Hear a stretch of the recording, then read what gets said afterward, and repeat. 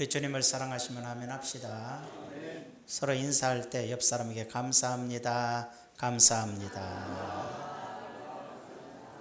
한 번 더. 그냥 감사합니다. 그냥 감사합니다. 그냥 감사하죠.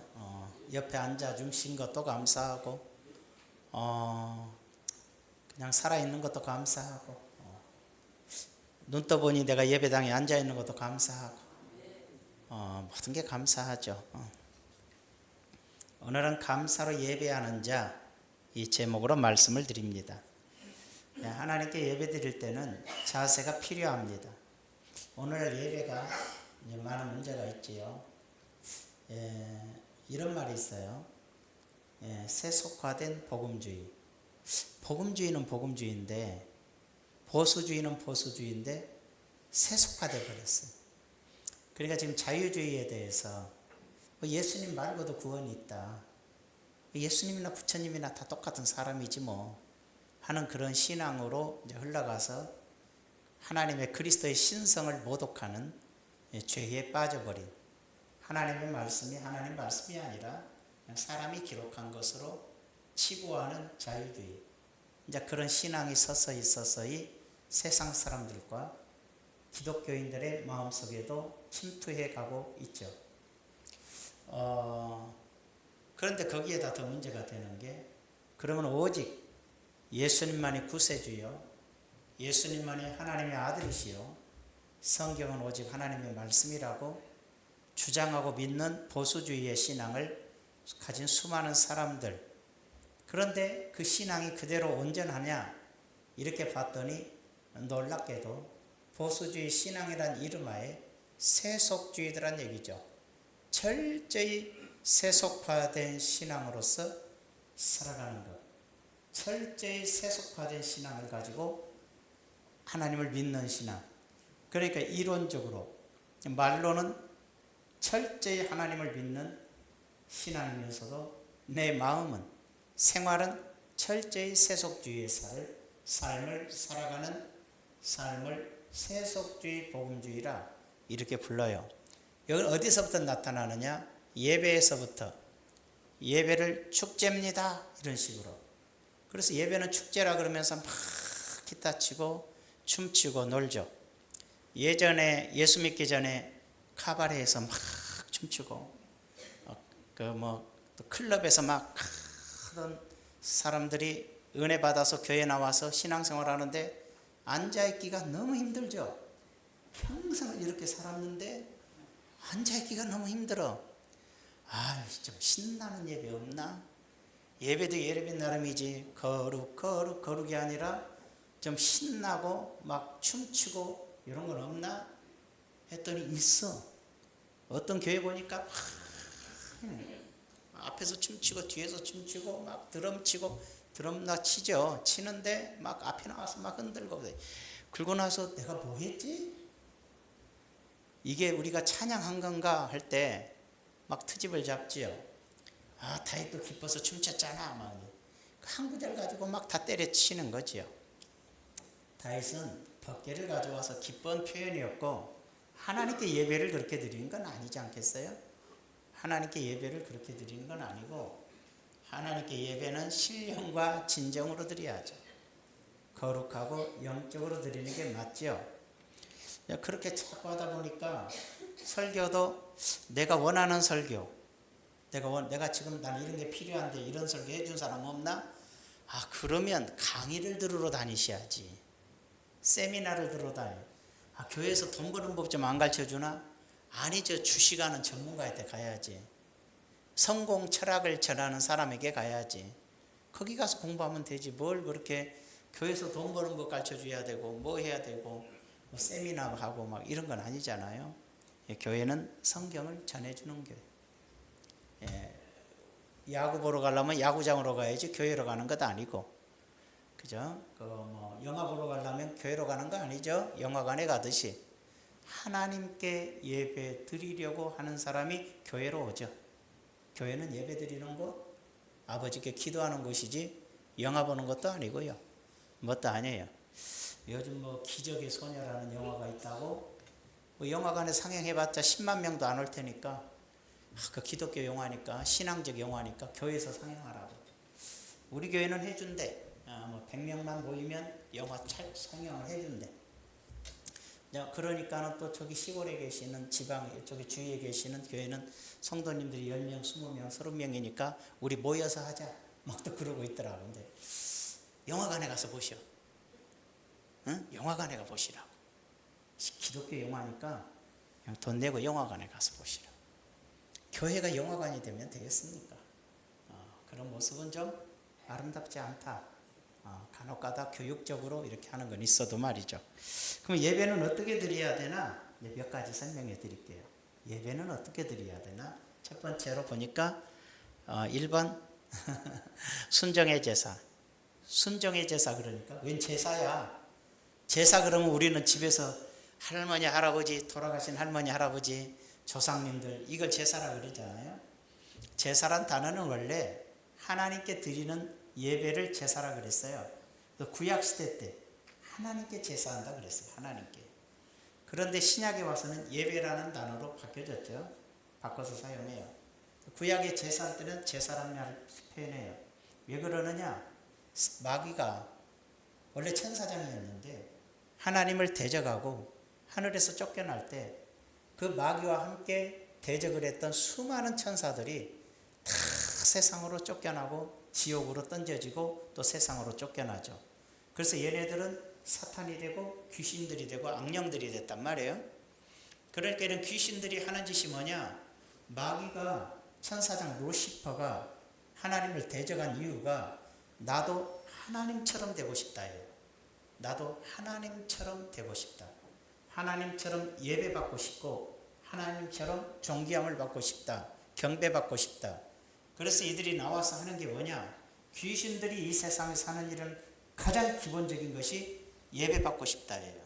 그래서 제사받고 싶다는 거예요. 그래서 모든 귀신, 점쟁이 이런 데 다 가도 다 제사 지내라 그러는 거죠.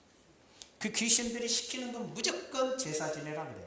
근데 예수 믿는 사람이 제사를 지낸다는 것 자체가 무조건 귀신을 경배하는 거예요. 사탄이 원래가 하나님을 대적한 이유가 자기가 인간들에게 경배받고 싶고 사람들에게 제사받고 싶은 거예요. 그래서 나와서 귀신떼들이 와서 세상 속에 눈에 보이지 않게 역사하지만 그들이 하는 일은 한결같이 제사 받으려고 하는 거예요. 그래서 예수 안 믿는 사람은 다 전 세계 어디를 가나다 그 나름대로 제사를 드리는 거예요. 그것이 귀신의 역사라 이 말이에요. 근데 하나님도 예배를 받으시기 원하는데 하나님께 우리가 경배해야 돼요. 그러니까 이 귀신의 제사는 다 인간을 죽이고 도적질하는 것이고 원래의 하나님께만 경배하고 예배하게 되어 있다 이 말이에요. 하나님은 예배 받으시는 하나님이고 경배 받으시는 하나님이시니까 인간은 당연히 하나님께 감사의 예배를 드리게 되어 있어요. 그런데 우리는 예배를 드릴 때 귀신에게 드려지는 예배는 그건 버려지는 거고 지옥의 형벌을 받을 수밖에 없는 거고 우리가 하나님께 예배 드릴 때는 그럼 어떻게 예배를 드려야 되냐? 우리가 온전한 예배를 드려야 되니까 어떻게 예배를 드리느냐? 순종의 예배. 사무엘이 이르되 여호와께서 번제와 다른 제사를 그의 목소리를 청종하는 것을 좋아하신 같이 좋아하시겠나이까? 순종의 제사보다 낫고 듣는 것이 순양의 기름보다 나으니 사울왕이 사무엘이 아직 안 온다고 제사를 드렸어요. 예배를 드렸어요. 그런데 보니까는 예배 드리는 것도 문제인데 예배 드린 건 아니고 나중에 드렸는데 그 뭐 이상하게 불순종을 했어요. 양떼와 소떼들을 막 가져왔어요. 다 죽이라고 그랬는데 사무엘이 그랬어요. 아니 왜 양떼와 소떼를 죽이지 않았습니까? 그러니까 예배 드리려고 하나님께 제물로 드리려고 그래서 나온 말이에요. 여호와께서 번제와 다른 제사를 그의 목소리 청종하는 걸 좋아하신 같이 좋아하시겠나이까? 순종의 제사보다 낫고 듣는 것이 순양의 기름보다 낫다 이 말은 하나님의 말씀에 순종하지도 않고 하나님의 말씀에 따라 살지도 않으면서 예배당에 와서 주야 주야 하고 있고 아버지 하고 있고 하나님 하고 있으면 하나님이 들어주겠냐? 일상생활에 살아갈 때 하나님이 명령하신 말씀에 따라 살아가야지 하나님의 말씀에 순종하고 살아가는 것이지, 그리고 하나님께 예배드리는 것이지, 일상생활에서는 지멋대로 살다가 예배당에 와서 예배드린다고 했으면 하나님이 그거 들으시겠냐? 지금 그 얘기예요. 그래서 순종의 예배를 드려라. 우리가 하나님의 말씀에 순종하면서 하나님께 예배 드려라. 아무렇게나 인생 살고 말씀을 거역하고 살면서 하나님께 예배 드린들 그 예배를 받겠냐? 그 뜻이에요. 그게 순종함으로 우리가 일상생활에 하나님 말씀에 순종하면서 하나님께 예배할 때 예배가 된다 이 말이에요. 하나님 받으셔요. 우리 눈으로는 안 보이지요. 누구의 예배를 받으시고 누구의 예배를 안 받으시는 게 우리 눈에 안 보이니까 오늘 또 나 예배 드렸어? 이렇게 말할지 모르지만 내 예배를 주님이 받으셨는지 안 받으셨는지는 하나님이 하신다 이 말이에요. 두 번째로 찬송의 제사가 있어요. 그러므로 우리는 예수로 말미암아 항상 찬송의 제사를 하나님께 드리자. 찬송의 제사가 있어요. 찬송의 제사를 하나님께 드리자. 이는 그 이름을 증언하는 입술의 열매니라. 여러분, 예배 드릴 때는 우리가 찬송을 드려요. 우리가 11시 예배지만 10시 55분이나 10시 50분이면 찬송을 부르죠. 안 올라와. 우리 찬송하는 집사님이, 찬양 인도하는 집사님이 하려고 서 있어도 안 들어와. 교회 왔는데 안 들어와. 커피숍에서 커피 마시고 있어. 찬송 소리가 들려. 예배 들어가야지. 지금 찬송하고 있어. 예배 안 시작했어. 그러면서 안 들어와. 땡 하니까 시작했네 하고 들어와. 무슨 얘기냐면 예배는 찬송이 예배예요. 그러니까 11시에 라고 써있지만 10시 50분에 찬송이 시작됐으면 예배가 시작이 된 거예요. 이해가 되시면 아멘. 찬송으로 예배를 드린다 이 말이에요. 찬송으로. 찬송을 부르는 것이 곧 하나님 앞에 드려지는 예배다 이 말이에요. 찬송으로 예배를 드리는 거지. 찬송으로 시작할 때 준비 찬송합시다가 아니요. 뭘 준비를 해? 찬송가가 예배를 준비할 때 부르는 것이 아니라 예배가 곧 찬송이라 이 말이에요.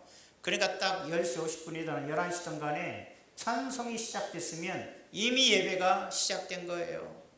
모두가 다 일찍 오셔서 앉아서 기도를 하고 있다가 찬송 시작하면 예배가 시작된 거다 하고 열심히 찬송을 불러야지. 예배 중에도 찬송 부르면 입 딱 다물어 마스크를 너무 오래 쓰고 있어가지고 이제 마스크 벗었는데도 안 불러. 입이 다쳐갖고 입 마스크를 쓰고 있어. 찬송을 불러야 돼. 여러분, 입술로 찬송을 부를 때 심령이 새로워지고 힘차게 찬송을 부를 때 마음의 죄악도 지워지고 탐욕도 떠나가고 어리석은 생각도 떠나가고 하나님께 예배가 될 수 있어요. 입 꽉 다물고 있는 사람 치고 딴 생각 안 한 사람이 없어요. 예배가 안 되지요. 예배가. 찬송의 제사를 드려라. 찬송 후에 제사를 하나님께 드리자.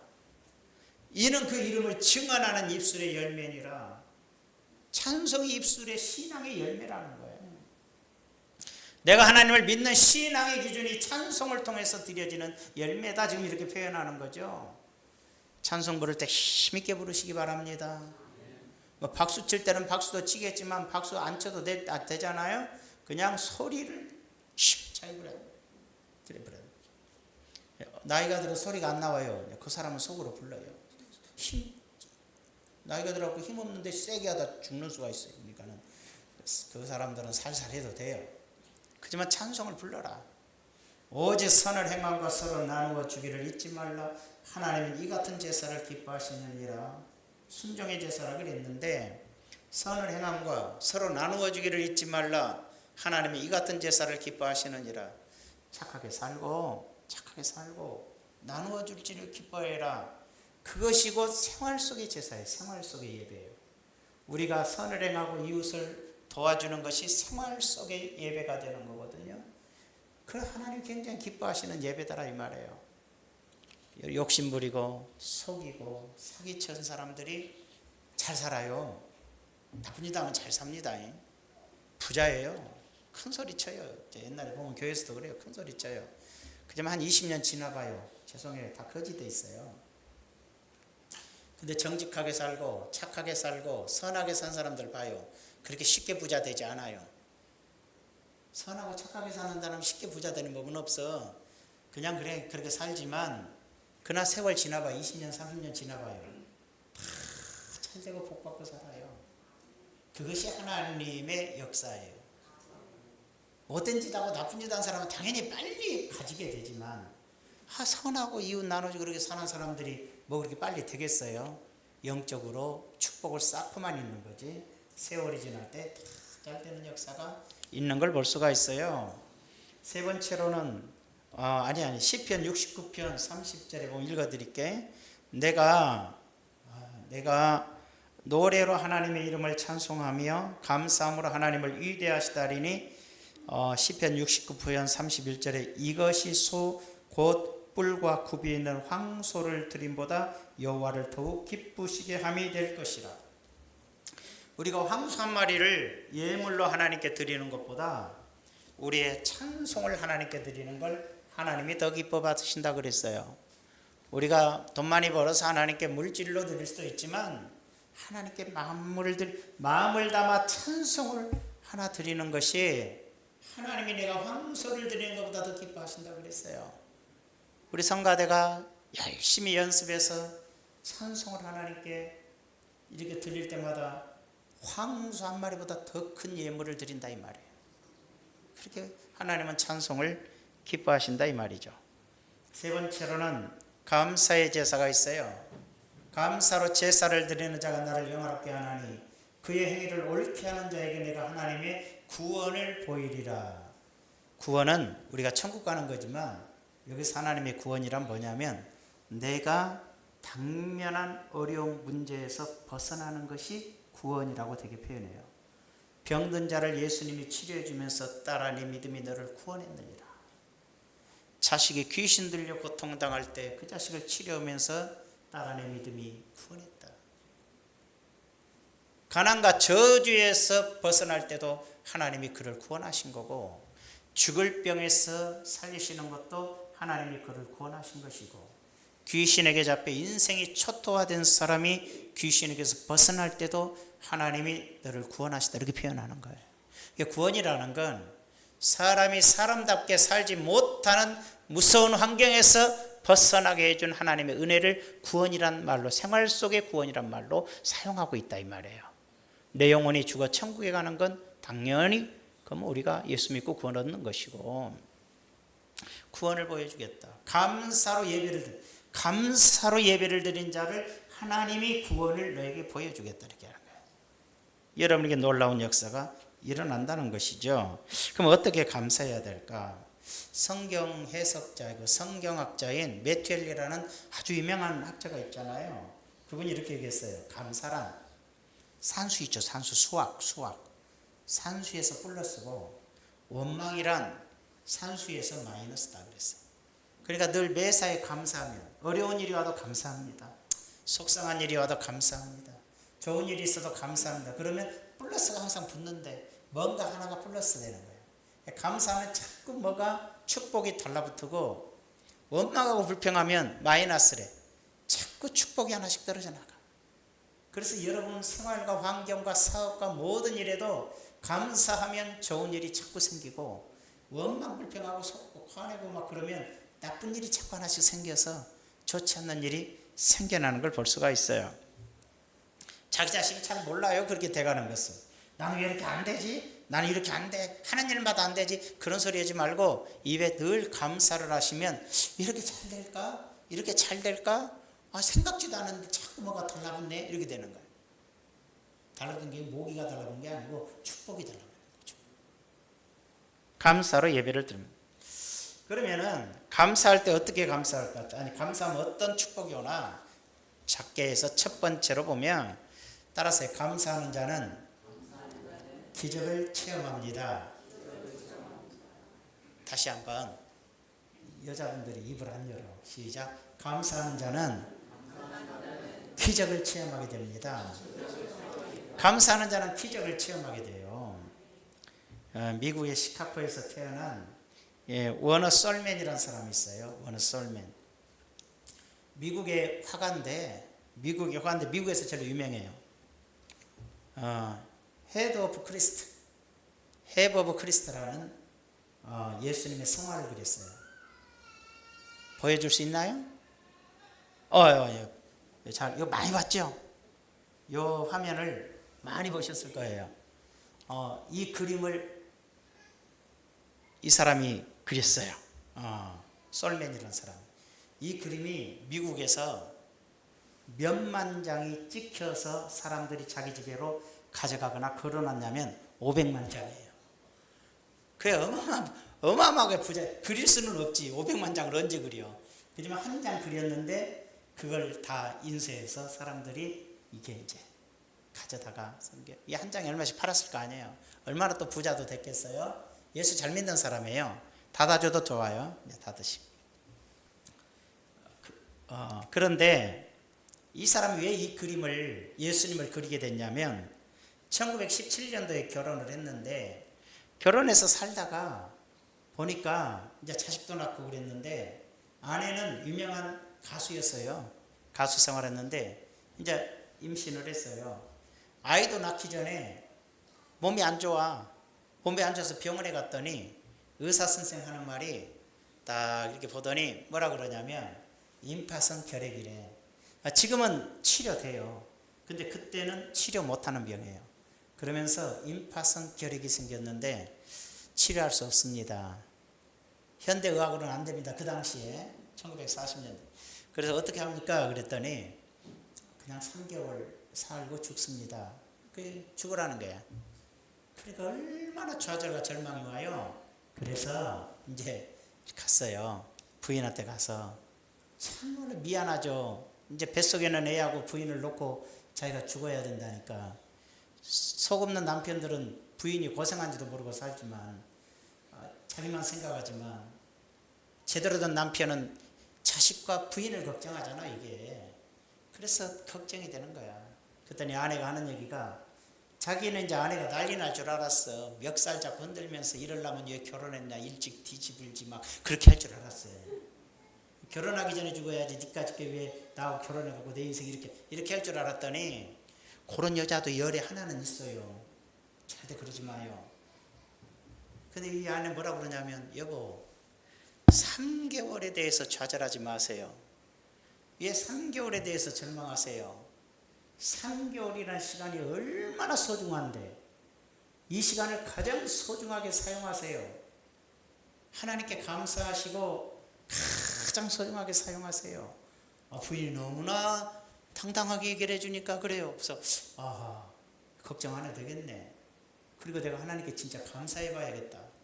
그래서 그동안에 이제 하나님께 감사를 하고 내가 뭘 할까? 하나님 이 3개월이라는 시간을 어떻게 가장 소중하게 사용할까요? 하나님께 기도하니까 내가 내 마음에 있는 예수 그리스도를 그리고 싶어. 그래 내가 화가로서 할 일은 이거 하나다. 마지막 작품 하나를 만들고 가자. 그래서 예수 그리스도를 그리는데 그동안에 예수 그리스도를 그려놓은 화가들은 다 십자가에 못 박혀 죽으신 그리스도, 맞춘 그런 그리스도, 막 그런 가시면을 쓴 그리스도 이런 것만 그렸어요. 근데 이게 아니다. 자기는 강하고 담대한 모습의 그리스도. 그래서 아까 사전에 그 그림에 그래서 탁 세상을 바라보는 예수 그리스도의 강하고 담대한 모습의 그리스도를 그리겠다고 결심을 해서 그리기 시작했는데 한 달이 지나고 두 달이 지나고 세 달이 지나고 그리고 또 그리고 정성을 다해서 그렸는데 어느 날 보니까 3개월이 지나버렸어요. 지났는데 안 죽었어요. 그래가지고는 이상하다 그래서 병원에 갔더니 조사해 보니까 임파선 결핵이 없어져 버렸어요. 그래가지고는 의사가 놀래갖고 당신 나 몰래 무슨 약 먹었냐고. 그러니까 우리 아내가 지어준 감사의 약을 먹었다고 그랬더니 의사가 손뼉을 치면서 그 약이 명약입니다. 그 약보다 좋은 약은 없습니다. 의사도 알아요. 사람이 감사의 마음과 모든 것이 긍정적인 마음으로 인생을 살아갈 때 있던 병도 떠나게 된다는 걸 의사들은 많이 보거든요. 죽어야 될 사람이 사는 것 보면 되게 그런 경우가 많거든요.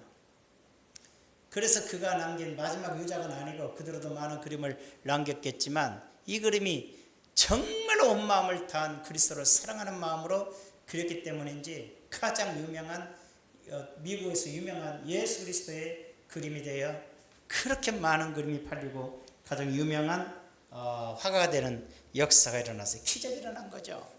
감사의 마음을 가지고 살아가니까 기적이 일어났어요. 병이 떠나가 버리고 내게 없던 축복이 임하게 된 것이죠. 두 번째로 감사를 배우게 되면 성공해요. 인생. 여러분 성공하고 싶죠? 이렇게 나는 뭐가 안 될까? 나는 이렇게 뭐가 안 될까? 이런 사람이 있으면 감사를 배우세요. 감사를. 한 가난한 학생이 청년인데, 어린 학생인데 청년이에요.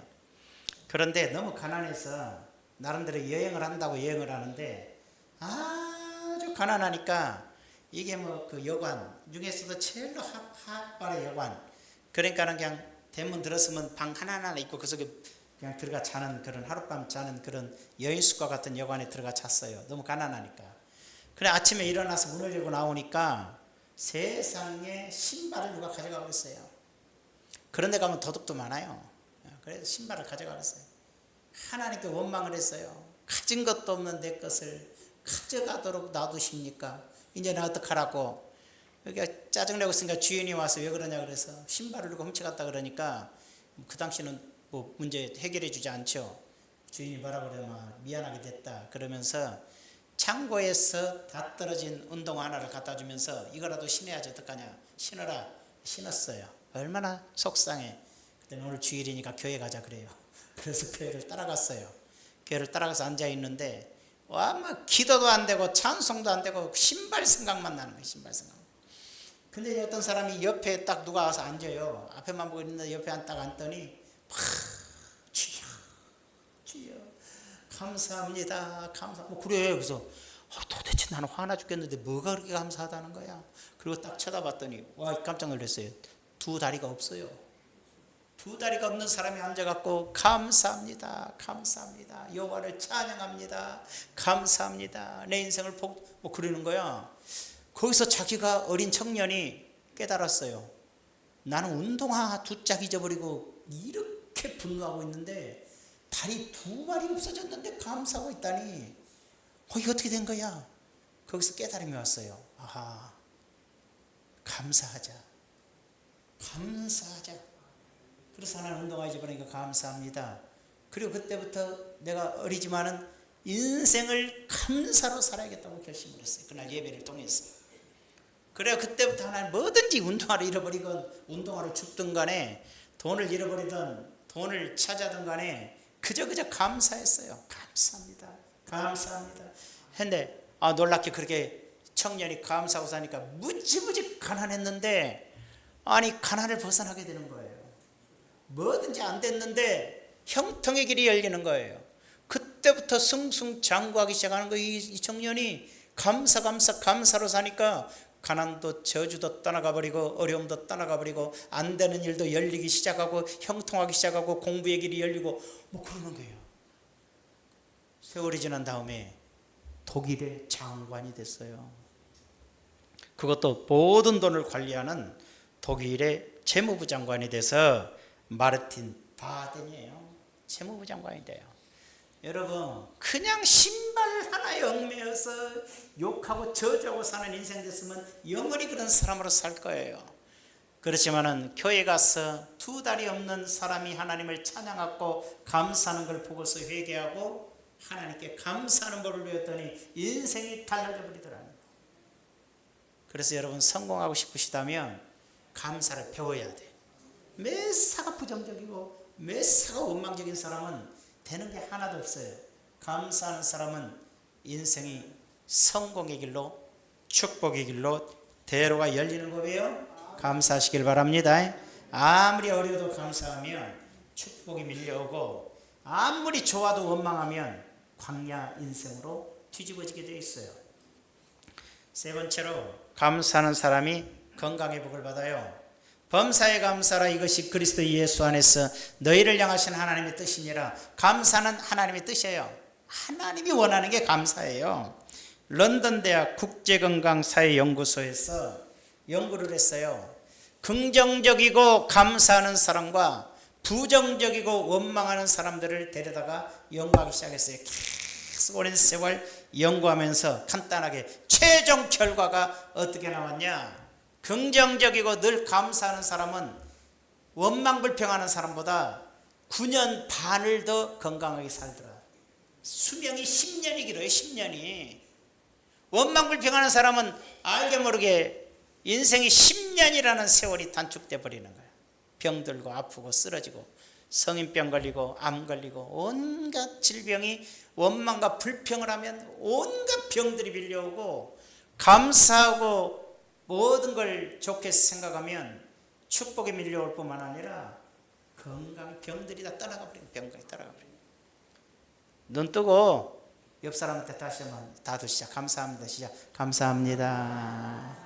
왜 감사하죠? 내 옆에 앉아 있어 주니까 감사해요. 기만만 자는 사람 아무도 옆에 없는데 얼마나 쓸쓸해요. 옆에 앉아준 것만도 얼마나 감사해요. 여러분들은 스스로 피해서 혼자 앉아 있는지도 모르지만 누군가 내 옆에 앉아 있다는 것만도 감사한 거예요. 자기가 앉아 있는데 다 저쪽에 가서 앉아봐. 얼마나 기분 나쁜데요. 누군가 내가 앉았으니까 안녕하세요 집사님, 안녕하세요 장로님, 안녕하세요 옆에 아이고 목사님 반갑습니다. 옆에 앉아준 거 얼마나 고마워. 나를 쳐다보면서 저리 가서 앉아. 그럼 얼마나 기분 나쁜데. 감사는 네 번째로 환난을 막아줘요. 감사는 네 번째 환난을 막아주는데, 감사로 하나님께 제사를 드리며 지존하신 이에게 내 소원을 갚으며 환난 날에 나를 부르라. 내가 너를 건지리니 내가 나를 영화롭게 하리로다. 감사로 예배드리는 사람은 환난 날에 나를 부르면 내가 너를 건져줄 거야. 내가 나를 영화롭게 하리라. 네가 이 어려움에서 벗어나 나에게 영광을 돌리는 삶을 살 거야 그랬어요. 어떤 그 청년 둘이 교회를 다니는데 남자 청년은 믿음이 좋고 여자 청년은 믿음이 안 좋아. 그래서 대개는 반대잖아요. 대개는 여자 청년이 믿음이 좋고 남자 청년이 믿음이 안 좋은 법인데, 여기는 이제 남자는 믿음이 좋고 여자는 믿음이 안 좋아. 그런데 여자 청년은 감사의 물을 안 드려. 근데 남자 청년이 매주 이렇게 감사의 물을 써서 드리라고. 근데 여자 청년은 뭐가 감사한지 몰라. 자기가 뭐가 감사해 도대체. 내가 왜 감사한지 전혀 모르겠어. 그 남자 청년은 계속 감사하라고, 믿음이 없으니까 봉투에다 헌금을 넣어서 감사의 물 넣으라고 그러는 거예요. 절기 때도 그렇고 그래요. 그러다 보니까 하여튼 간에 이 여자 청년이 그 남자 청년을 통해서 감사는 해야 되는구나. 그 감사는 왜 하는데, 좋은 일 있으면 감사하는 거야. 좋은 일이 있든 어쨌든 간에 감사하고 감사에 감사하는 거야. 그래서 그때부터 여자 청년이 좋은 일 있으면 감사하는구나. 그래가지고는 이제 그렇게 했는데, 집에다가 큰 돼지저구탕 같은 감사통을 만들어서, 감사통을 큰 거 만들었어. 결국 처녀 때부터 좋은 일 있으면 오늘은 뭐가 좋았다고 감사통을 거기다 넣었어. 또 좋은 일 있으면 오늘은 또 뭔 일이 좋았다. 그래서 거기다 조그맣게 글씨를 종이 조각에 써가지고 또 동전도 집어넣었어요. 주로 동전을 넣었어요. 통장이니까, 통이니까 늘 넣었어. 한 가지 있대요. 범사에 감사라고 그랬는데, 믿음이 좋은 사람은 범사가 뭐예요? 일주일 동안 기분 엄청 나빴어도 주일날 범사에 감사합니다고 헌금을 드리는 거죠. 어떤 사람은. 정말 이해가 안 되는 분이 계시대.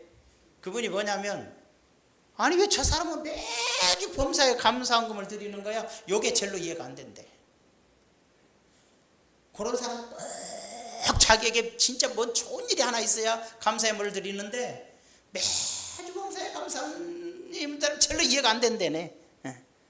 이 사람들은 믿음으로 드리잖아요. 범사에 감사한 사람은 성경대로 좋은 일이 있었던 안 좋은 일이 있었던, 그래도 일주일에 매일 감사도 해야 될 판국에 주일날 하나님 전에 나오면서 범사에 감사합니다 드리는 거, 그것이 1,000원이든 2,000원이든 10,000원이든 간에 내 마음을 드리는 거니까 마음으로 늘 감사를 드리는 자세를 갖는 건데, 꼭 좋은 일이 있어야만 감사하는 사람들이 절대로 그게 이해가 안 된대.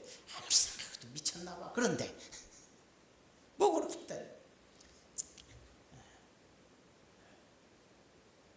여러분은 범사에 감사하시기 바래요. 그게 참 좋은 일인데, 목사도 제대로 못했던 것 같은데 저도 노력을 해야 되겠네. 여러분, 그래서 이 여자분이 이제 결혼을 했어요. 뭐 결혼 전 한 10년 동안도 계속 그렇게 했는데 갖고 가서 결혼하고도 결혼해가지고도 이제 결혼했으니까 남편 거 하나 내 거 하나 해서 좋은 일 생기면 또 계속 동전을 넣었어. 애가 생겼어. 큰아들 생기니까 넣고 또 딸 생기니까 넣고 계속 넣었어. 그렇게 하기를 한 20년 30년 지났지. 처녀 때 한 10년, 결혼해서 한 20년. 어느 날 딱 됐는데 남편이 사업이 부도가 나버렸어요. 여보 큰일 났어. 나 부도 났어. 이제 막을 길이 없어. 부도라는 건요, 지금은 뭐 몇 억이겠지만 조그만 회사들은 몇 천이면 그 당시에는 부도가 나죠. 난리가 났어요. 나 막을 길이 없어요. 빚낼 길도 없어요. 부인도 걱정이 됐어요. 그때 집사님인데 하나님 이거 어떻게 좀 막아주셔야지. 부도가 나서 우리 집 망해요. 기도하는데 탁 떠오르는 것이 그동안 감사 통에다 네가 넣었지 않냐. 그거 한번 봐라. 그래서 그게 있지. 생각이 나서 그 감사통을 가져다가 찢어가지고 다 꺼냈어요. 다 꺼내가지고 세보기 시작했어요. 얼마나 먹게. 알아맞히면 성경책을 한 별. 알면 안 되죠. 8천만 원이 나왔어요. 그걸 부도를 막았어요. 감사의 마음이란 꼭 이것이 그 헌금은 아니었지만 감사의 마음을 가지고 살아가는 것은 환난을 저축이라고도 할 수 있지만 그 막아버리는 자기 집을 망하게 하는 걸 막아주는 힘이 됐어요. 이것처럼 이것도 소중하지만 우리가 하나님께 늘 감사로 제사를 드리는 자는 환난 날에 나를 불러라. 내가 다 환난에서 너를 건져주겠다고 하나님이 약속하셨다 이 말이에요. 환난에서 너를 건져주겠다. 그것이 바로 감사의 위대한 힘이더라니 말이에요. 자, 결론적으로 내리면, 자, 감사는 뭐가 된다? 감사는 기적이 일어난다. 감사하며 살면 여러분에게 기적이 일어나요. 아무리 가난한 사람도, 죽게 된 병을 가진 사람도 감사의 온전한 마음을 갖고 살아가면 기적이 일어나고, 성공의 길, 뭐든지 안 되던 사람도 감사를 배우게 되면 성공의 길로 바뀌게 되고, 감사하는 사람은 건강과 장수의 복을 받고, 감사하는 사람들은 환난을 하나님이 막아주시는 역사를 베푸신다고 우리에게 약속하고 있어요. 오늘 맥주감사주의를 통해서 감사의 생활을 하고 감사를 배우시기를 우리 주 예수님의 이름으로 축원합니다. 기도합시다. 존귀하신 아버지, 감사를 알고 감사의 의미를 알고 감사를 배우고 감사를 실천하며 사는 저희들이 되게 도와주시어서 어렵게 인생을 사는 자들은 성공적 인생으로 바뀌게 하시고, 질병으로 고통당하는 자들은 건강에 회복되는 복을 누리게 하시고, 환난에 처한 자들은 환난에서 벗어나 아버지 은혜와 복의 길로 나아가도록 역사하여 주시옵소서. 입술로 원망하거나 불평하기보다는 하나님을 섬기며 감사로 예배하는 인생을 살게 도와주시옵소서. 예수님의 이름으로 기도하옵나이다. 아멘.